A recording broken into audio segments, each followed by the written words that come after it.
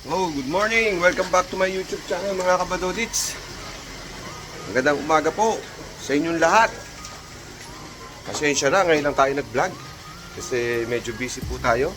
Maraming ginagawa sa bahay. So, nag-renovate po tayo ng basement, alam niyo na. So, walang time mag-vlog. Wala po akong time mag-vlog. So, ngayon, eto, mag-uumpisa na tayo kasi malapit na ako matapos. So, magkichikahan na naman po tayo, maglulukohan. So anyway, I gotta go na, pumunta muna ako guys sa Papay para ibili yung pagkain ng dalawa kong anak. So spring break po nila, 1 week. So nasa bahay lang kami kasi hindi maganda ang spring break namin, lumamig, kaya nakakatamad pa rin lumabas. Pero anyway, ganun talaga ang buhay. So stay tuned guys, punta tayo sa Pizza Hotline and Caesar, Little Caesar and Popeye. Okay, see you guys. Yun guys, nag-umpisa na naman tayo mag-vlog. Medyo I guess parang 3 weeks na tayo hindi nag-vlog kasi nga medyo ayusin na natin yung ating medyo busy tayo sa bahay. So hindi pa rin ako natatapos pagre-renovate. So napakatagal, pahinto-hinto. Ngayon nahinto na naman. So mamaya pakikita ko yung progress ng ginagawa ko. So sana naman saan ba yung papay? Wait. Okay. Sana naman maayos ko. Matapos ko para sa ganun maayos na namin yung basement namin. So marami pang pwedeng gawin. So naglalagay pa lang ako ng baseboard. So medyo malaki na nga yung gastos. Medyo nababaon na naman po tayo sa utang. Ganito talaga ang buhay sa Canada. Alam mo, ang paniting dito sa Canada, guys, kung hindi nyo alam guys, kumbaga, pag bumili kayo ng bahay,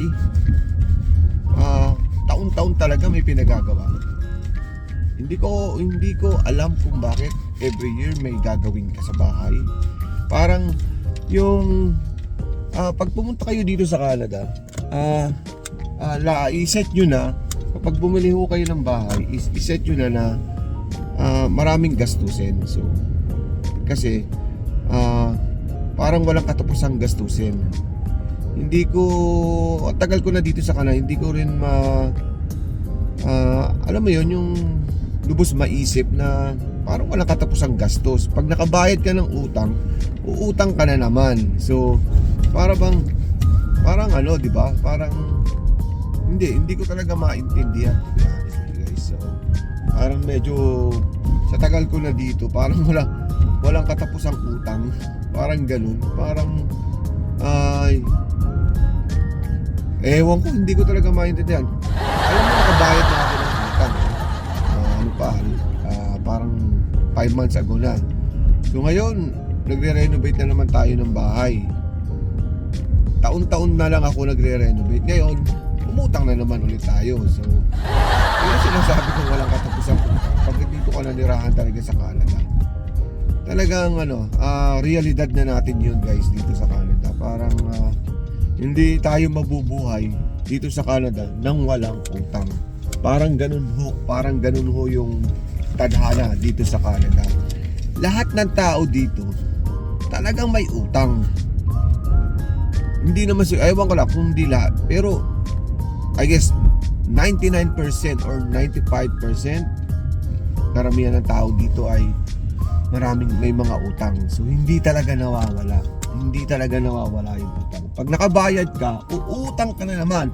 Parang ganun yung cycle life dito sa Canada.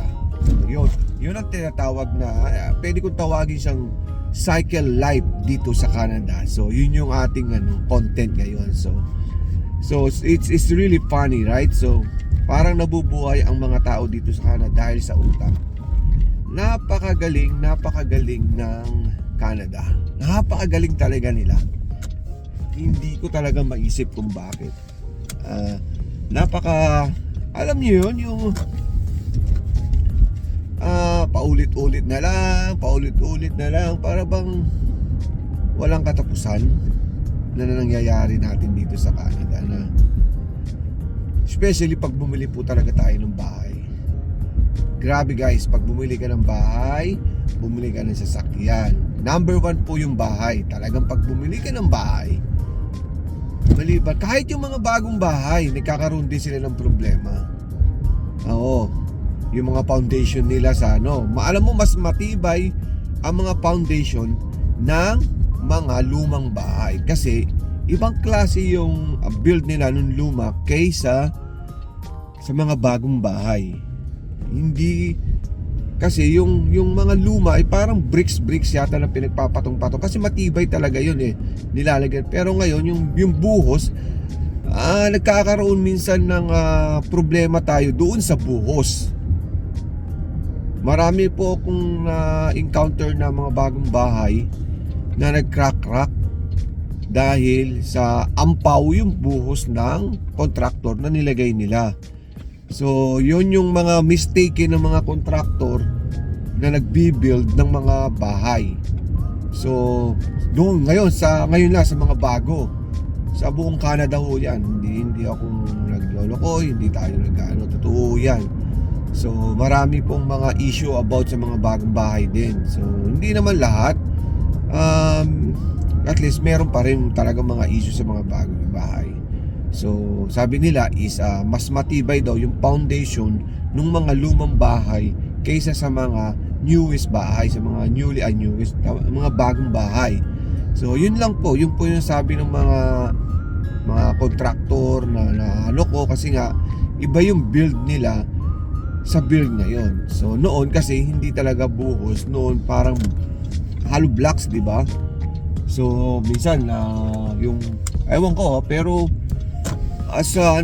pero hindi ko alam, parang pinagpatong-patong lang yung yung mga bato-bato, yung mga old na bahay, tapos nilagyan.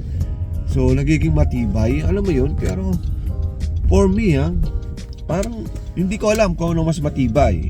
So yung buhos ba or yung patong na ng patong ng mga So i-search natin kung ano yung mga mas matibay na Pero dito sa Canada, sabi nila, mas matibay daw yung mga old house, yung foundation ng old house kaysa mga bagong bahay. So yun guys, ang dami mga tao. Dito tayo sa Seafood City, pero Pilipino food. Punta tayo sa Papay guys. So nandito tayo guys. Oh yeah. Alright. So yun, dito tayo sa Papay guys. Bibili tayo ng lunch ng ating mga barako. So dito tayo, paparada tayo para makita yung Papay talaga guys. Yan ang Papay. Yun, nasa Papay na tayo guys. Papay! Yan guys, nasa Papay na tayo guys. Yan ang Papay. Guys, papasok na tayo sa Papay para bumili na itong order ng chicken. Okay, see you guys. Bili na tayo ng Papay ngayon guys. Tayo sa sasakyan natin, ating pilot. Yan ang Seafood City guys. Yan. Alright. Yo. Oh my god. Alright. Punta natin ang Papay dito. Wow. Then chicken guys. So yan si Papay. Baliktad rin natin. Nawala si Papay. Oh. Bakit baliktad? So hey guys. Tayo guys sa ito? Sa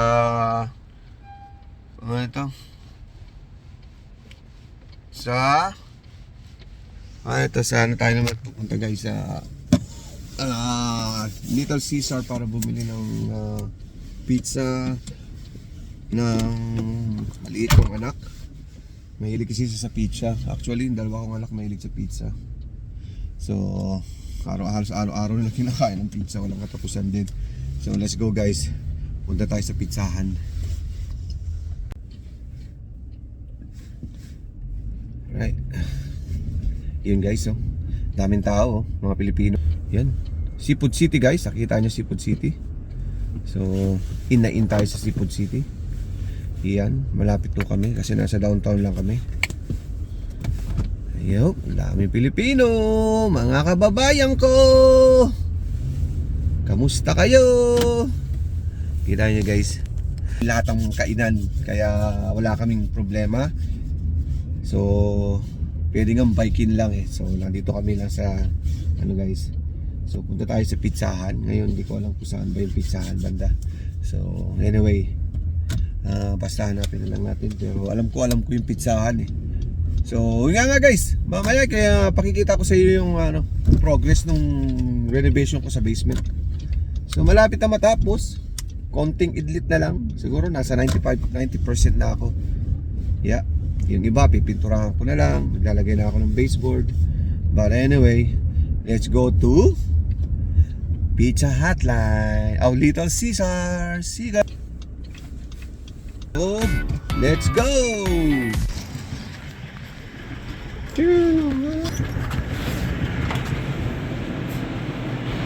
Pizza. Bili na tayo ng pizza. Little Caesar po binili ko. So ito guys, kita niyo yung mga pinamili ko. Yan. So dapat kasi ito muna. Ipatong ang pizza. Iyon ang pizza dyan. Paborito ng mga anak ko guys.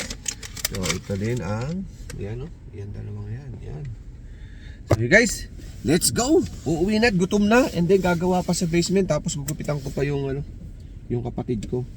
Papagupit kasi sa akin. So mahal mo pagupit dito, pero gusto ko sanang dalhin siya sa pagupitan, pero ayaw niya, gusto ako na lang daw magugupit. Malaki ang tiwala ng ating utol. So anyway, hanggang sa muli guys. See you guys, peace out, bye. Dapat yan, number 6 ko na lang muna. No. Number 2.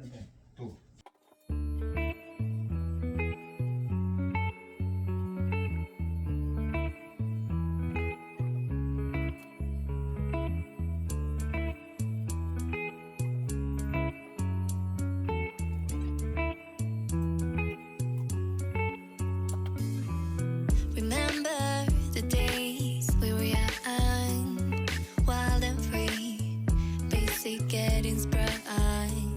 We used to dance the night away, hang out the whole next day, laughing, having fun.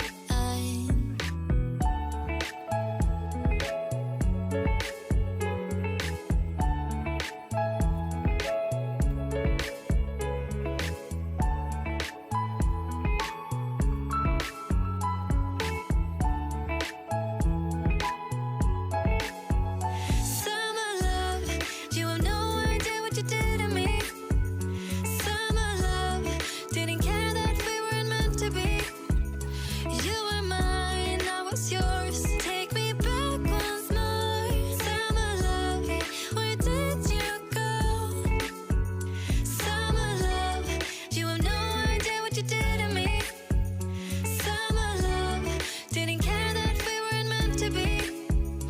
You were mine, I was yours. Take me back once more. Summer love, sweet joy, where did you go?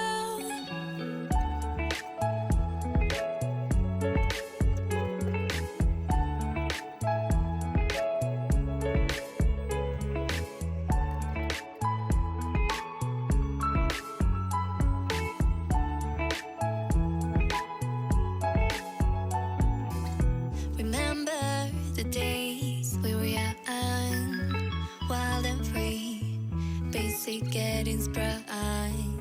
We used to dance the night away, hang out the whole next day, laughing, having fun.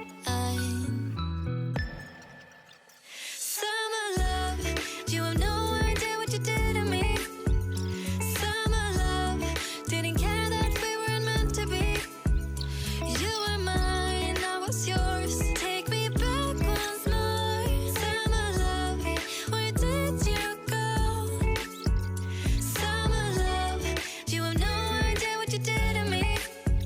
Summer love, didn't care that we weren't meant to be.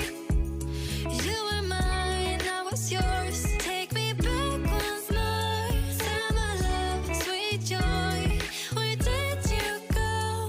Kontento, gusto niya, number 8. Okay. Oh, number 8, close. Ha? Ready ka na ba? Are you ready? Ano, ready ka na? That's number 8. So this is number 8. Gusto niya bawasan ang buhok niya. Gusto niya na maiksi. Yan na, hol! Yan na! Yan lang yan, oh. Ano, iba yan. Ganyan lang yun. Lang, oh. Remember the days we were young, wild and free, basic getting sprung. We used to dance the night away, hang out the whole next day, laughing, having fun.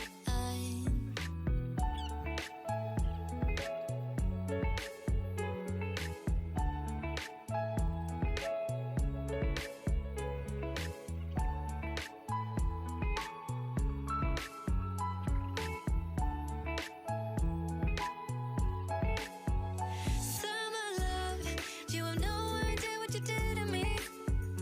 Summer love, didn't care that we weren't meant to be. You were mine, I was yours. Take me back once more. Summer love, where did you go? Summer love, you have no idea what you did to me. Summer love, didn't care that we weren't meant to be. You were mine, I was yours. Take me back once more. Summer love, sweet joy, where did you go?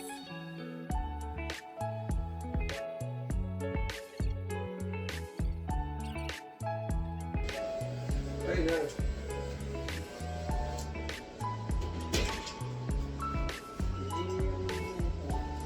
Ano, Pete? Pakira pang pangit yan. Ano ba talaga?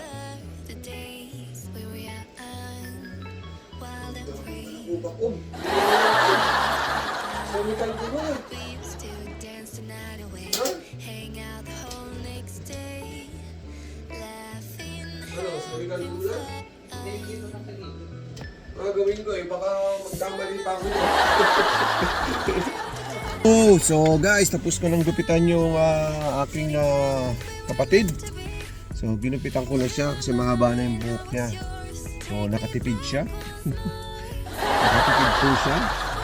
Nakatipid siya ng pagpagupit. Kasi yung gupit dito napakamahal. So tourist po siya dito sa Canada. So mag-iisang taon na po siyang tourist. So ginupitan na natin at sobrang haba ng buhok niya. Ayaw niyang pagupit sa mga pagupitan. Kasi sayang daw yung pera ng mga mahalan. So ako naman, tuwag-tuwa. Kasi at least nakakapag-practice akong maggupit. So marami pa akong pwedeng pag-aralan kung paano maggupit. Medyo mahirap para maggupit, hindi rin madali guys. So may mga technique para mawala yung mga line-line yan, linya-linya nila. So napakahirap guys. So hindi ko siya na perfect pero okay lang. So at least natapos din. So uwi na tayo. Kapit-bahay ko lang naman yung kapatid ko. Malapit lang dito sa bahay namin. Parang dito lang. Isang street lang kami. Sangster. Magkakaano lang kami. So yun. Dito na ako sa bahay namin. Nag-snow na naman tayo mga kabadodits. Grabe. Walang katapusan. Wala na kaming spring. Snow na naman. Nakita nyo ba yan? Sobrang dami no. Nag-i-snow na naman kami ngayon.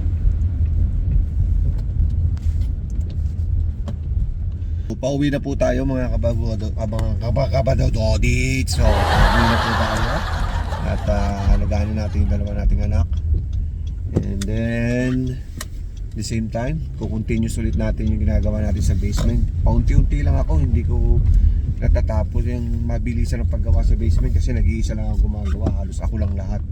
Wala talaga akong katulong. Ako lang talaga gumagawa. So, para makatipid, you know, lahat ay gagawin para lang makatipid. So yun guys, pauwi na tayo. Here you go. Peace out. Bye!